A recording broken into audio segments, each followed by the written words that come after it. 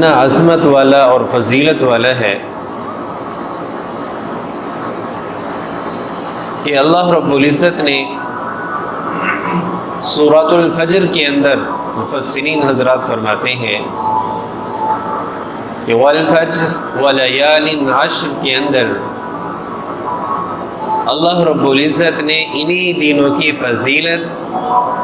کو بیان کرنے کے لیے قرآن پاک کے اندر اللہ تعالیٰ نے قسمیں کھائی ہیں۔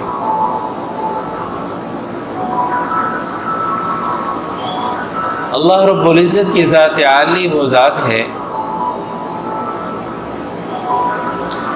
کہ جس کو اپنی بات کے حوالے سے اپنی سچائی کے لیے کسی قسم کھانے کی ضرورت نہیں ہے۔ تو بعض اوقات قسم اس لیے کھائی جاتی ہے تاکہ بات کرنے والا اپنی بات کی حقانیت اور سچائی دوسرے کے سامنے ظاہر کر سکے، اور بعض اوقات کلام کرنے والے کی کلام کی حقانیت بالکل واضح ہوتی ہے، سچائی بالکل واضح ہوتی ہے، لیکن پھر بھی وہ قسم اس لیے کھاتا ہے یا بعض چیزوں کی قسم اس لیے کھاتا ہے تاکہ دوسری چیز کی عظمت اور اس کی اہمیت اور اس کی فضیلت لوگوں کو سمجھ میں آ جائے۔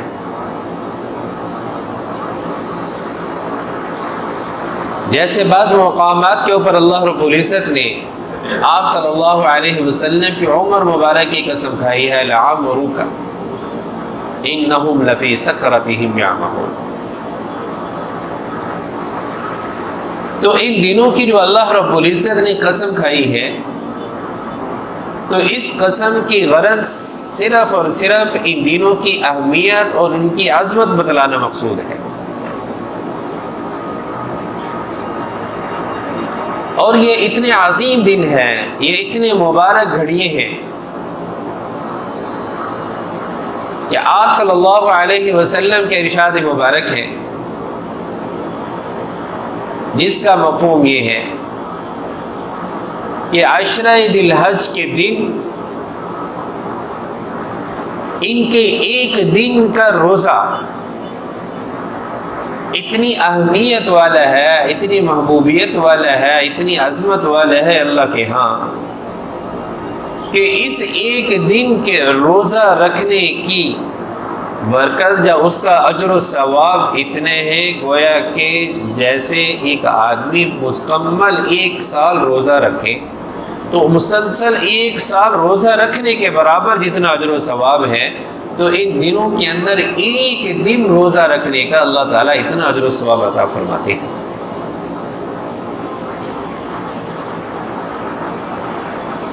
اور پھر 9ویں ذی الحج یوم عرفہ جس کو کہا جاتا ہے، تو اس کا اجر و ثواب آپ صلی اللہ علیہ وسلم کے ارشاد مبارک ہے کہ یہ 9ویں ذی الحج یوم عرفہ یہ اتنی عظمت والا دن ہے کہ آپ صلی اللہ علیہ وسلم نے فرمایا کہ مجھے اللہ کی ذات سے امید ہے کہ یہ اس ایک دن کا روزہ رکھنا یہ 1 سال گزشتہ یہ 1 سال آئندہ کی فرمایا کہ گناہوں کی مغفرت اور بخشش کا ذریعہ بنتا ہے۔ اور اس کی راتیں فرمایا کہ اس کی راتیں اتنی عظمت والی راتیں ہیں، فرمایا کہ ان راتوں کے اندر عبادت کرنے والا شخص ایسا ہے گویا کہ وہ لیلۃ القدر کے اندر عبادت کر رہا ہے۔ تو جیسے ان راتوں کے اندر لیلۃ القدر کے اندر میرے بھائیوں ہم دیکھتے ہیں کہ کتنی محبت کے ساتھ عقیدت کے ساتھ بڑے بھی عبادت کے اندر لگے ہوتے ہیں، چھوٹے بھی لگے ہوتے ہیں، مرد بھی لگے ہوتے ہیں، مستورات بھی عبادت کے اندر لگی ہوتی ہیں۔ تو میرے بھائیو اس عشرے کی فضیلت ایسے ہی ہے جیسے رمضان المبارک کے آخری عشرے کی فضیلت ہے۔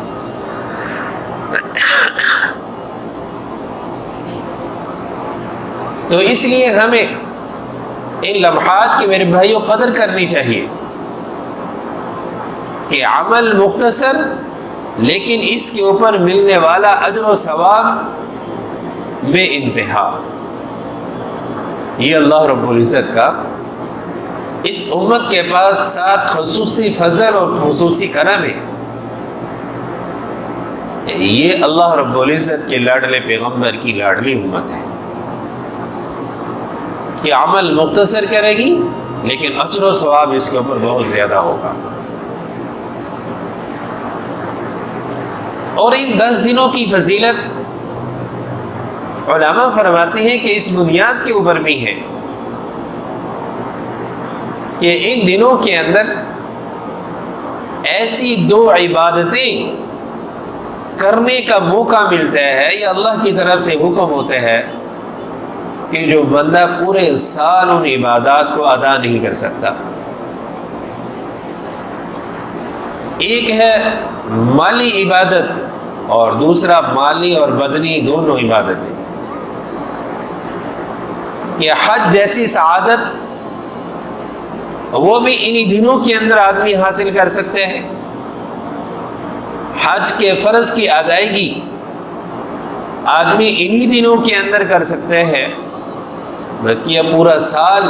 اس کی ادائیگی ممکن نہیں ہے. اور اس کے ساتھ ساتھ قربانی جیسی عبادت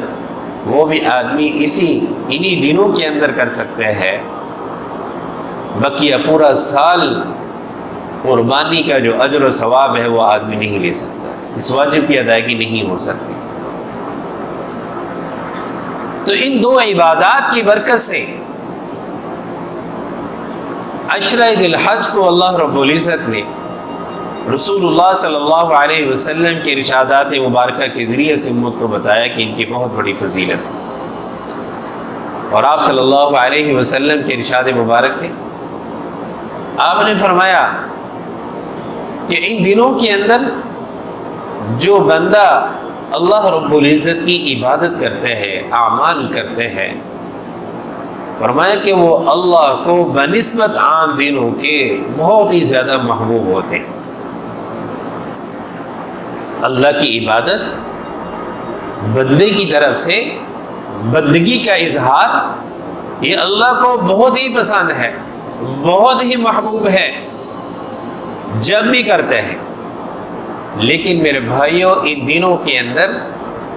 اللہ رب العزت کو بندے کی بندگی کی محبوبیت کے اندر اللہ تعالیٰ اور بھی زیادہ اضافہ فرما دیتے ہیں.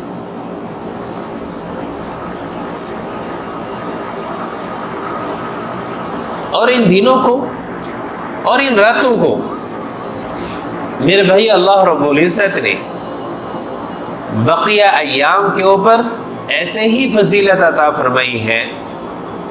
کہ جیسے جمعۃ المبارک کو اللہ نے بقیہ ایام کے اوپر فضیلت دی ہے، لیلۃ القدر کو باقی راتوں کے اوپر فضیلت عطا فرمائی ہے. اور اسی طریقے سے اللہ تعالیٰ نے انبیاء علیہ السلام کے اندر بھی تلک الرسل فضلنا بعضهم علی بعض، بعض کو بعض کے اوپر فضیلت عطا فرمائی ہے. اور آپ صلی اللہ علیہ وسلم کی ذات اقدس کو اللہ تعالیٰ نے تمام کے تمام انبیاء علیہ السلام کے اوپر فضیلت عطا فرمائی. تو اسی طرح بعینی ہی اللہ رب العزت نے اس عشرہ ذی الحج کو بقیہ عشروں کے اوپر اللہ تعالیٰ نے فضیلت عطا فرمائی ہے. تو اس لیے میرے بھائیوں اللہ تعالیٰ نے ہمیں اپنی زندگی کے اندر یہ عشرہ عطا فرمایا ہے، تو اس کے ہر لمحے کی ہمیں قدردانی کرنے کی توفیق اللہ تعالیٰ عطا فرمائے. اور اسی طریقے سے اس کی راتوں کی بھی عظمت اللہ تعالیٰ ہمیں نصیب فرمائے. تو اب ان کی فضیلت کو کیسے آدمی حاصل کر سکتے ہیں، اور اس عشرہ ذی الحج کی جو برکات ہیں آدمی کیسے حاصل کر سکتے ہیں. تو اس میں میرے بھائیوں سب سے پہلے بنیادی چیز، جیسے میں گزشتہ خطبوں سے آپ حضرات کے سامنے عرض کرتا آ رہا ہوں کہ آدمی 2 چیزوں کے ساتھ زندگی گزارے. ایک تو محاسبہ کہ میں نے کیا کیا اور کیا کرنا چاہیے. روزانہ اپنی زندگی کا محاسبہ کریں، اپنی نمازوں کے اعتبار سے محاسبہ کریں، اپنی تلاوت کے اعتبار سے محاسبہ کریں، اپنے اخلاق کے اعتبار سے محاسبہ کریں، اور اپنے معاملات کے اعتبار سے محاسبہ کریں، اور اپنی حسنات کا محاسبہ کریں کہ کتنی میں نے نیکی کی ہیں، اور اپنی سیئات کا بھی محاسبہ کریں کہ آج مجھ سے کتنی خطائیں ہو گئی ہیں، اور شام کو مراقبہ کریں کہ میں نے مرنا ہے، میں نے اللہ کے پاس جانا ہے، اور حسنات کا اجر بھی ملنا ہے، اور یہ جو سیئات ہیں اس کا مواخذہ بھی ہونا ہے۔ اپنی سیئات کو حسنات کے اندر تبدیل کرنے کا بھی میرے پاس موقع ہے کہ میری سیئات بھی حسنات بن جائیں، اور ان سیئات کو رموو کرنے کا بھی میرے پاس ابھی موقع ہے کہ اس کے ساتھ توبہ اور استغفار کر لیں۔ تو میرے بھائیو، جب آدمی محاسبہ اور ساتھ ساتھ مراقبہ اس کے ساتھ اپنے دنوں کو گزارے گا، اپنی راتوں کو گزارے گا، تو میرے بھائیوں پکی بات ہے، یقینی بات ہے کہ اس کی زندگی کے اندر اعمال کا اضافہ ہوتا چلا جائے گا، حسنات کا اضافہ ہوتا چلا جائے گا، اور سیئات اس کی زندگی سے نکلنا شروع ہو جائے گی۔ محاسبہ بہت ضروری ہے کہ میں نے راتیں کیسے گزارنی ہے، میرا دن کیسے گزرنا چاہیے۔ آج تو مسلمان بڑی آسانی سے کہہ دیتا ہے کہ جب کہیں پوچھا جائے کہ بھئی نمازوں کا کیا حال ہے، وہ بڑی آسانی سے کہہ دیتا ہے کہ بھئی میں جمعہ پڑھ لیتا ہوں۔ میرے بھائی، رسول اللہ صلی اللہ علیہ وسلم کے ارشاد مبارک ہے کہ قیامت کے دن سب سے پہلے نماز کے بارے میں حساب ہونا ہے۔ اگر نماز اچھی نکل آئی تو اس کے اگلے بھی معاملات اچھے ہوتے چلے جائیں گے، اور اگر نماز کے اندر کمی واقع ہوئی تو اگلے معاملات کے اس کے الجھتے چلے جائیں گے، بگاڑ پیدا ہونے چلے۔ اور آج مسلمان کتنی آسانی سے یہ بات کہہ دیتے ہیں اور اس کو کوئی پریشانی بھی نہیں ہوتی کہ جی جمعہ پڑھ لیتے ہیں۔ تو اس لیے میرے بھائیوں، ان دنوں کی برکات، ان کی راتوں کی برکات کا حصول کہ اپنا سب سے پہلے نیت کہ میں نے زیادہ سے زیادہ آج کے دن اللہ کی عبادت کرنی ہے، اپنے آپ کو گناہوں سے بچانا ہے۔ آدمی نیت تو کرے، جب آدمی نیت کر لیتے ہیں تو اللہ رب العزت اس بندے کو توفیق بھی عطا فرما دیتے ہیں۔ آدمی نیت کرتا ہے کہ میں نے فجر کی نماز پڑھنی ہے تو اللہ رب العزت اس کو ضرور توفیق عطا فرماتے ہیں۔ دیکھو میرے بھائیو، 2 ماہ پہلے رمضان المبارک کا مہینہ گزرا ہے۔ جس بندے نے نیت کی کہ میں نے صبح روزہ رکھنا ہے تو رات بھر کا قیام ہوتا تھا، تراویح ہوتی تھی، تھکاوٹ دن بھر کی ہوتی تھی، اور رات کو سونا بھی بڑی تاخیر سے ہوتا تھا، راتیں بھی چھوٹی۔ لیکن میرے بھائیو، جب نیت کیا کہ میں نے صبح اٹھنا ہے تو وہ صرف خود نہیں اٹھتا تھا بلکہ گھر والوں کے بھی اٹھاتا تھا کہ بھئی سحری کا انتظام کرو۔ تہجد کی توفیق ملتی تھی اس کو، تہجد کا اہتمام کرتا تھا، فرائض کا اہتمام کرتا تھا۔ یہ کس بنیاد میں؟ کہ اس نے نیت کی تھی۔ تو نیت کا بڑا اثر ہے میرے بھائیوں۔ تو جب آدمی نیت کر لیتے ہیں تو اللہ تعالیٰ اس کے لیے وہ کام آسان فرما دیتی ہے، آسان فرما دیتی ہے۔ تو جب آدمی ان دنوں کی برکات کے حصول کے لیے نیت کرتے ہیں تو میرے بھائیو، سب سے پہلے فجر کی نماز آتی ہے، پھر اس کے بعد قرآن پاک کی تلاوت آتی ہے، اس کے بعد اشراق آ جاتے ہیں، اس کے بعد چاشت آ جاتے ہیں۔ لیکن فرائض سے میرے بھائیو شروع کر دیں اپنے آپ کو کہ آج کے دن کے جو میرے فرائض ہیں اس کے اندر میں نے سستی نہیں آنے دینی،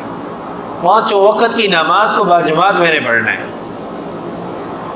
اور میرے بھائیو، یہ تو اتنا کام آسان ہے کہ رات کی کیسے آدمی برکات حاصل کر سکتے ہیں کہ رات مغرب کے بعد شروع ہو جاتی ہے، مغرب کی نماز پڑھی اور اس کے بعد کچھ نوافل کا اضافہ کر لیا جتنی بھی اللہ توفیق دے دے، سورۃ الواقعہ پڑھ لی کہ آپ صلی اللہ علیہ وسلم کے ارشاد مبارک ہے کہ جس گھر کے اندر سورۃ الواقعہ کا اہتمام ہوگا اس گھر میں کبھی فاقہ آ ہی نہیں سکتا۔ تو آج اس کی تلاوت بھی ہوگی مغرب کے بعد، گویا کہ یہ لیلۃ القدر کی باتیں شروع ہو رہی ہیں اس کی. اور عشاء کی نماز پھر بعد جماعت اسے پڑھ لیں. پھر عشاء کے بعد اگر ہو سکے 2 نفل تہجد کی نیت سے پڑھ کر سو لیں، اور صبح کی نماز پھر جماعت کے ساتھ پڑھ لیں. تو آپ صلی اللہ علیہ وسلم کے ارشاد مبارک ہے کہ یہ شخص جس نے یہ عمل کر لیا کہ عشاء کی نماز جماعت کے ساتھ ادا کی، فجر کی نماز بھی جماعت کے ساتھ ادا کی، تو اللہ رب العزت اس کو ساری رات کی عبادت کا ثواب عطا فرمائیں گے. میرے بھائیو، ہمارے نبی صلی اللہ علیہ وسلم نے تو ہمارے لیے اعمال اتنے آسان کر دیے کہ جس کے اندر ہر قسم کا آدمی ان اعمال کو کر سکتا ہے. لیکن میرے بھائیو، اقترب للناس حسابهم وهم في غفلة معرضون، حساب کتاب کا وقت بالکل قریب آ چکے ہیں. اللہ کہہ رہے کہ لوگ ابھی تک غفلت کے اندر پڑے ہوئے. تو اس لیے میرے بھائیو، اس عشرہ کے اندر زیادہ سے زیادہ ثواب. اور اسی کے ضمن میں میرے بھائیو دوسری بات عرض کرنا چاہتا ہوں کہ جیسے جگہ کے بدلنے سے عمل کے اجر کے اندر فرق پڑتا ہے، اضافہ ہو جاتا ہے. مثال کے طور پر ایک آدمی گھر کے اندر نماز پڑھ رہا ہے اور ایک آدمی اللہ کے گھر میں مسجد کے اندر نماز پڑھ رہا ہے، تو دونوں کی نماز برابر نہیں ہے. اور اسی طریقے سے ایک آدمی عام مسجد کے اندر نماز پڑھتا ہے اور ایک آدمی مسجد نبوی کے اندر نماز پڑھتا ہے، تو دونوں نمازیں برابر نہیں ہیں ان کا اجر و ثواب. اور اسی طرح ایک شخص مسجد نبوی شریف میں نماز پڑھ رہا ہے اور ایک بیت اللہ میں نماز پڑھ رہا ہے، تو دونوں کے اندر برابر نہیں ہے. جگہ کے بدلنے سے اجر و ثواب کے اندر فرق پڑ جاتا ہے، اور وقت کے بدلنے سے بھی میرے بھائیوں اجر و ثواب کے اندر فرق پڑتے ہیں. ایک ہے رمضان المبارک کے اندر آدمی عبادت کر رہا ہے، ایک ہے غیر رمضان میں عبادت کر رہا ہے، تو دونوں میں فرق ہے یا نہیں میرے بھائی؟ اسی طریقے سے عام راتوں میں عبادت کر رہا ہے، لیلۃ القدر کے اندر عبادت کر رہا ہے، تو زمانے کے بدلنے سے اجر و ثواب کے اندر بھی فرق پڑ جاتا ہے. تو میرے بھائیوں نہیں، اسی طرح جیسے نیک اعمال کے اجر و ثواب کے اندر وقت کے بدلنے سے، زمانے کے بدلنے سے، جگہ کے بدلنے سے فرق پڑتا ہے، تو بعینہ اسی طریقے سے گناہ کی شدت کے اندر بھی میرے بھائیوں فرق پڑ جاتا ہے. کہ ایک وہ گناہ ہے جو آدمی بازار میں کرے وہ بھی گناہ ہے، لیکن ایک وہ گناہ ہے جو مسجد کے اندر آدمی کرتے ہیں. ایک وہ گناہ ہے کہ جو آدمی غیر رمضان میں کرتے ہیں، اور ایک وہ گناہ ہے جو رمضان المبارک میں کرتے ہیں. تو اسی طریقے سے میں یہ عرض کرنا چاہتا ہوں کہ میرے بھائیوں جیسے ان دنوں کے اندر اللہ رب العزت کو اعمال بنسبت عام دنوں کے آپ صلی اللہ علیہ وسلم نے فرمایا کہ اللہ کو بہت ہی زیادہ محبوب ہے، اور اس کے ایک دن کا روزہ 1 سال کے روزوں کے برابر اس کا اجر و ثواب ہے. تو میرے بھائیوں اسی طریقے سے ان دنوں کے اندر اگر کوئی شخص گناہ کرے گا تو اس کی گناہ کی شدت بھی اسی طریقے سے بڑھ جائے گی جیسے کہ نیکی کا اجر اور ثواب بڑا ہوا ہے. تو ہم نے اپنے آپ کو اعمال کے اوپر بھی لانا ہے اور اپنے آپ کو گناہوں سے بھی ہر حال کے اندر بچانا ہے.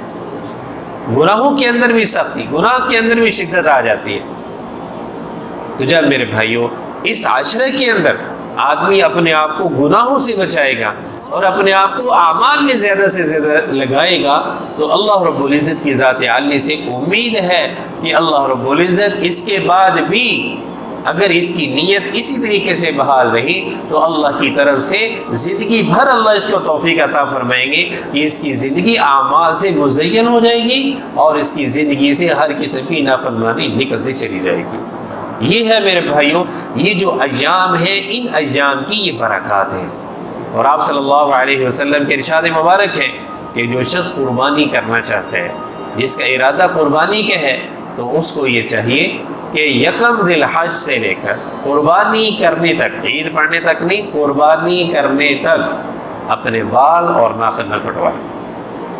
اور یہ مستحب عمل ہے میرے بھائیوں، یہ مستحب عمل ہے. تو اس لیے میرے بھائیوں، تو اس کے اندر بھی کیا ہوتا ہے، حجاج کے ساتھ مشابہت ہو جاتی ہے، اور آدمی جس کے ساتھ مشابہت اختیار کرتے ہیں اللہ تعالیٰ اس کو اس کے مطابق اجر و ثواب عطا فرماتے ہیں۔